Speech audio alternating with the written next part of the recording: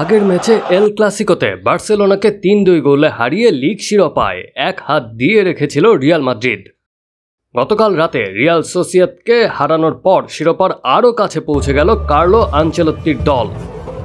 সোসিয়েদাদের মাঠে পাওয়া ১-০ গোলের জয়ে দ্বিতীয় স্থানে থাকা বার্সার সঙ্গে রিয়ালের পয়েন্ট ব্যবধান এখন ১৪তে দাঁড়িয়েছে।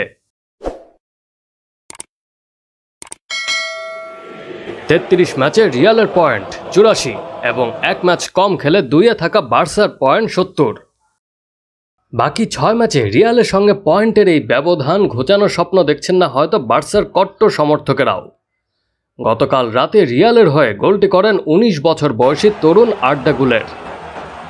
মৌসুম জুড়ে চোটের সঙ্গে লড়তে থাকা গুলের এই ম্যাচ দিয়ে প্রথমবারের মতো রিয়ালের একাদশে সুযোগ পেয়েছিলেন। ২৯ মিনিটে গোল করে সুযোগ কাজেও লাগিয়েছেন এই তুর্কি মিডফিল্ডার। দানি কারভাহালের পাস থেকে পাওয়া বলকে দারুণ ফিনিশিংয়ে জালে জড়ান গুলের। চ্যাম্পিয়ন্স লিগে আগামী মঙ্গলবার রাতে বায়ার্ন মিউনিখের বিপক্ষে ম্যাচকে সামনে রেখে গতকাল দলের মূল একাদশে বেশ কিছু পরিবর্তন আনেন Real coach Ancelotti. Jude Bellingham, Vinicius junior, Eduardo Camavinga এবং আন্তোনিও রুডিগারদের মতো তারকাদের বিশ্রাম দিয়েই একাদশ সাজান এই ইতালিয়ান কোচ। এরপরও অবশ্য জয় পেতে সমস্যা হয়নি রিয়াল মাদ্রিদের। গুলেরের করা একমাত্র গোলটি ম্যাচের ভাগ্য নির্ধারণ করে দিয়েছে।